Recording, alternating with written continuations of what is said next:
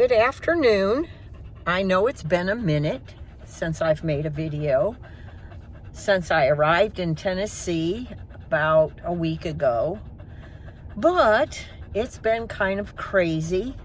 Last weekend I had a little mishap and ended up in the emergency room with a pretty bad cut up hand. At least I got some stitches. I was like Humpty Dumpty. They just put me back together again. So I haven't been very enthusiastic about making a video since we arrived. But today, Clover and I have come over to Tullahoma, Tennessee to do some laundry. I am leaving tomorrow for South Carolina, and I will be there for about 6 weeks. And then eventually I will come back to Tennessee and hang out for the summer.